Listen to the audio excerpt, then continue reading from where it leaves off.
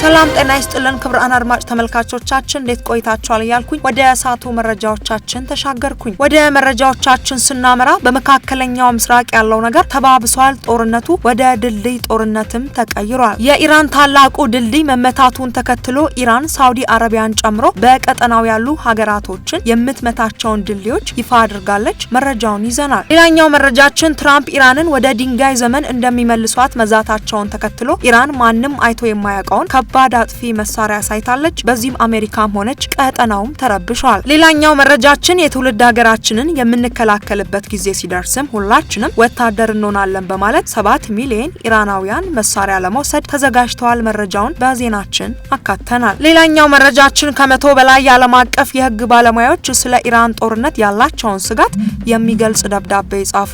ለዚህም አሜሪካ ምላሽ ሰጥታለች። ደብዳቤውም ቀላል የማይባል ነው። ሙሉ ደብዳቤውን በመረጃችን አካተናል። በማስከተልም አሜሪካ በሲቪል መሰረተ ልማቶች ላይ የምትሰነዝረውን ጥቃት የሞራል ውድቀት ማሳያ ነው ሲሉ የኢራን የውጭ ጉዳይ ሚኒስተር ተቹ። ሚኒስተሩ የአሜሪካን ውድቀት ያሳያሉ ያሏቸውን ነጥብ አስቀምጠዋል። የምናቀርብላችሁ ይሆናል። ውድ አድማጭ ተመልካቾቻችን ሌሎች እዚህ ጋር ያልጠቀስናቸው በርካታ መረጃዎችን እርስዎ ቢሰሙት ይጠቅማል ያልናቸውን ሁሉ አካተናል። እንደተለመደው እስከ ዝግጅታችን ፍጻሜ ድረስ አብራችሁን ቆዩ። ታዲያ ለቻናላችን አዲስ ከሆናችሁ መሰል መረጃን ለማግኘት ቻናላችንን ሰብስክራይብ በማድረግ የደውል ምልክቱን መጫነው እንዳይረሱ። ቪዲዮ ላይክ ሼር በማድረግ ይጀምሩ።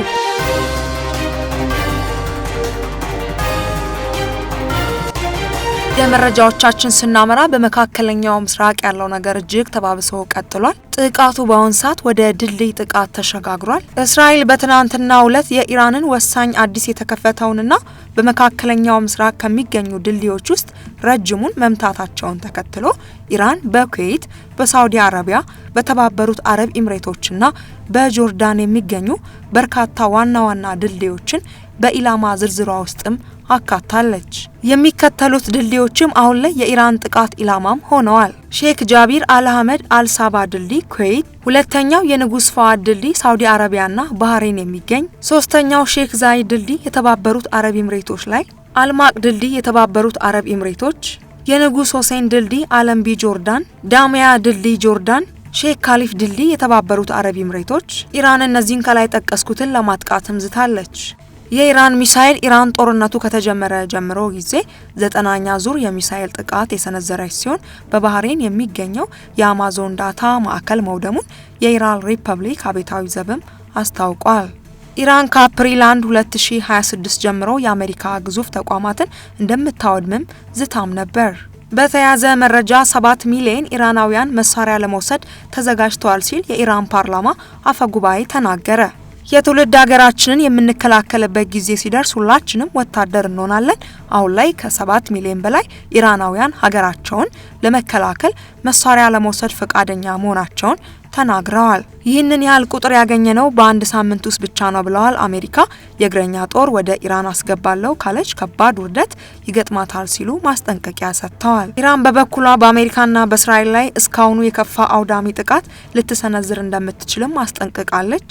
ከላይ የሚታየው ምስል ኢራን በመሬት ውስጥ ከቀበረችው መሳሪያ ውስጥም በስሱ ለይታ ያቀረበችው ነው። ቴህራን ማስጠንቀቂያውን የሰጠችው ፕሬዚዳንት ዶናልድ ትራምፕ የአሜሪካ ጦር ኃይል ኢራንን ወደ ድንጋይ ዘመን እንደሚመልሳት መዛታቸውን ተከትሎ ነው። እስራኤልም ሆነች አሜሪካ አይተውት የማያውቁት መሳሪያ አለን ብላለች። ይሄ ኢራን አዲስ በምስል ያሳየችው መሳሪያ መካከለኛው ምስራቅን አሜሪካን ጨምሮ ሲያሸብር ውሏል። በተያያዘ መረጃ አሜሪካ በሲቪል መሰረተ ልማቶች ላይ የምትሰነዝረው ጥቃት የሞራል ውድቀት ማሳያ ነው ሲሉ የኢራን የውጭ ጉዳይ ሚኒስተር ተችተዋል። የኢራን የውጭ ጉዳይ ሚኒስተር ሰይድ አባስ አራቂቼ አሜሪካ በኢራን ሲቪል መሰረተ ልማቶች ላይ ሰነዘረችው ጥቃት የሞራል ውድቀት ማሳያ ነው ብለው ተቹ። ኢራንንም ወደ ኋላ እንዳትልም አያስገድዷትም አሉ። ሚኒስተሩ በኤክስ ገጻቸው ላይ ባወጡት አጭር ጽሁፍም ያልተጠናቀቁ ድልድዮችን ጨምሮ የሲቪል ተቋማትን ማጥቃት ኢራናውያን እጃቸውን እንዲሰጡ አያስገድድም ብለዋል። እንዲህ ያሉ ድርጊቶች በተቃራኒው ግራ የተጋባ ጠላት የሽንፈትና የሞራል ውድቀት ማሳያ ናቸው ሲሉም አክለዋል። በመጋቢት 24 ቀን 2018 ዓ.ም በቴህራን አቅራቢያ ካራሽ ከተማ የሚገኘው በቅርብ ጊዜ የተገነባ ግዙፍ ድልድይ ኢላማ ያደረገ አሜሪካና እስራኤል የጋራ ጥቃት ቢያንስ 8 ሰዎች ህይወት መቅጠፍና ሌሎች በርካታ ሰዎችን ለጉዳት መዳረጉ ተዘግቧል። ድልድዩንም ለሁለት ቆርጠውታል። እያንዳንዱ ድልድይና ህንጻ ከበፊቱ በበለጠ ጠንካራ ሆኖ እንደገና ይገነባል። ዳግም የማያገመግመው ግን በአሜሪካ ዝና ላይ የደረሰው ጉዳት ነው ሲሉ የውጭ ጉዳይ ሚኒስተሩ ገልጸዋል። የአሜሪካው ፕሬዝዳንት ዶናልድ ትራምፕ መጋቢት 23 ቀን 2018 ዓ.ም በሰጡት መግለጫ የአሜሪካን ወታደራዊ ግቦች በአጭር ጊዜ ውስጥም ለማጠናቀቅ መንገድ ላይ ነን። በሚቀጥሉት 2 እና 3 ሳምንታት ውስጥም እጅግ በጣም ከባድ ጥቃት እንሰነዝራለን። በጣም በአጭር ጊዜ ውስጥም ወደሚገባቸው ድንጋይ ዘመን እንመልሳቸዋለን ብለው መዛታቸውም ይታወሳል። ይህን ተከትለው ነው እንግዲህ ኢራን ያጸፋ ምላሽ የሰጠችው። ሌላኛው መረጃችን ከ100 በላይ የዓለም አቀፍ የህግ ባለሙያዎች ስለ ኢራን ጦርነት ያላቸውን ስጋት የሚገልጽ ግልጽ ደብዳቤ ጻፉ። ከ100 በላይ የሚሆኑ የዓለም አቀፍ የህግ ባለሙያዎች በመካከለኛው ምስራቅ እየተካሄደ ባለው ጦርነት አሜሪካ፣ እስራኤልና ኢራን በዓለም አቀፍ ህግ ከፍተኛ ጥሰት መፈጸማቸውን ይህም ከፍተኛ ስጋት እንደፈጠረባቸው በማመላከት ግልጽ ደብዳቤም ጻፉ። ደብዳቤው ላይ ፊርማቸውን ያኖሩት ባለሙያዎቹ የቀድሞ የአሜሪካ መንግስት ባለስልጣናትና የዓለም አቀፍ ህግ ፕሮፌሰሮች መሆናቸውም ተጠቅሷል። ግልጽ ደብዳቤውን የጻፉት እነዚህ ምሁራንና የቀድሞ መንግስት ባለስልጣናት ከዩናይትድ ስቴትስ ጋር ባላቸው ግንኙነት ምክንያትም ትኩረታቸው በአሜሪካ አሰራር ላይ ብቻ እንደሆነም ገልጸዋል።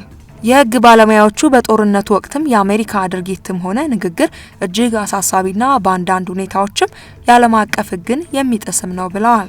በኢራን ላይ የተከፈተው ጥቃት የተባበሩት መንግስታት ቻርተር በግልጽም የሚጥስ መሆኑንም ባለሙያዎቹም ገልጸዋል።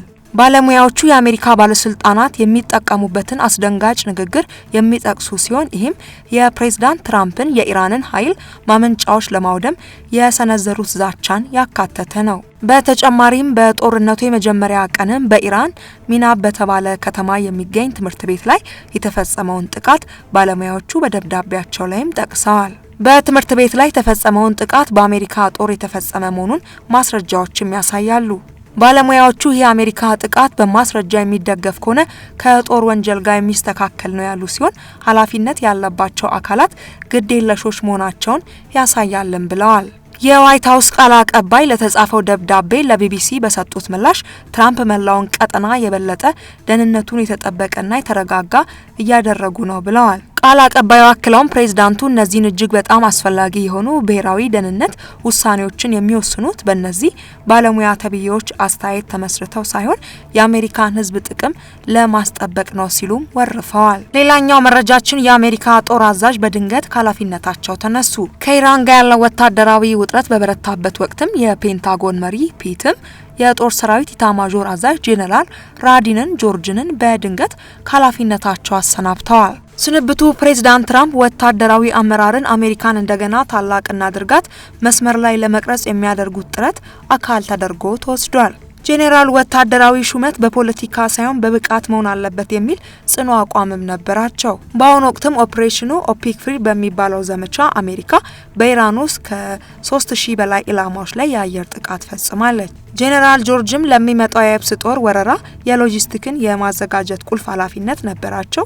የሄክሴስ እርምጃ የሀገሪቱን ደህንነት አደጋ ላይ ሊጥል እንደሚችልም ተቺዎችም እየገለጹ ይገኛሉ። ሌላኛው መረጃችን አሜሪካ በኢራን ጦርነት ምን ያህል እያወጣች ነው የሚለውን መረጃ ስንመለከት አሜሪካ በመካከለኛው ምስራቅ እያካሄደች ያለችው ጦርነት ከፍተኛ ወጪ እያስወጣት ይገኛል። ፔንታጎን ጦርነቱ በተጀመረባቸው 6 ቀናቶች ብቻ 11.3 ቢሊዮን ዶላር እንዳስወጣ ለሕግ አውጪዎች ሪፖርትም አድርጓል። ጦርነቱ እየቀጠለ ሲሄድ ደግሞ አሜሪካ በየዕለቱ የምታወጣው ወጪ እየተለያየ ይሄዳል።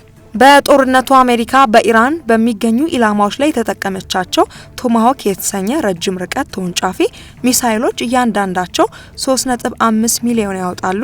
ነገር ግን ባለሙያዎች ጦርነቱ 385 ሚሊዮን ዶላር በቀን እንደሚያስወጣ ግምታቸውን አስቀምጠዋል። ሌላኛው መረጃችን የመንግስታቱ ድርጅት የሆርሙዝ ወሽመጥን ለማስጠበቅ በቅርቡ የውሳኔ ሀሳብ ላይ ድምጽም ሊሰጥ ነው። የመንግስታቱ ድርጅት የጸጥታው ምክር ቤት የሆርሙዝ ወሽመጥን በሚመለከት በቀረበ ውሳኔ ሀሳብ ዛሬ ድምጽም ይሰጣል። የምክር ቤቱ ተለዋጭ ፕሬዝዳንት የሆነችው ባህሬን ቢያንስ ለ6 ወራት ያህል በሆርሙዝ ባህር ዳርቻ የመሸጋገሪያ መንገዶችን ለማስጠበቅ አስፈላጊ ከሆኑ ሁኔታዎች ጋር የሚመጣጠን አሁንም የመከላከያ ዘዴዎችን መጠቀም የሚፈቅደውን የውሳኔ ሀሳብም አቅርባለች። የውሳኔው ሀሳብ በመንግስታቱ ድርጅት ቻርተር አንቀጽ 7 መሰረት የወታደራዊ ኃይል መጠቀም የሚጠይቅ የነበረ ሲሆን በኋላ ላይ ግን ሩሲያና ቻይና በድርድር ወቅትን በመቃወማቸው እንዲወጣም ተደርጓል። ይሁን እንጂ የውሳኔ ሀሳቡ ላይ የተቀመጡ አንዳንድ ቃላት አሁንም ቤጂንግንና ሞስኮን ስለሚያሳስባቸው ድምጽ በድምጽ የመሻር መብታቸውን ሊጠቀሙ ይችላሉ ተብሏል። ከዚህ ቀደም በቀረቡ ረቂቆች ላይ ኢራንን የሚያወግዙና ወሽመጡን የሚጠቅሱ ቃላት በመኖራቸው ድምጸ ተአቅቦም አድርገውም ነበር። ክቡራን አድማጭ ተመልካቾቻችን ኢትዮናስ ሚዲያችን ምንም ጊዜ እንደሚለው ሰላም ለሀገራችን፣ ሰላም ለዓለማችን ያምጣልን። ለሳቱ ይዘን የቀረብንላችሁ መረጃዎቻችን በዚያ በቃ። በቀጣይ በሌሎች መረጃዎች እስክንገናኝ ድረስ በያላችሁበት ጤና ይስጥልን።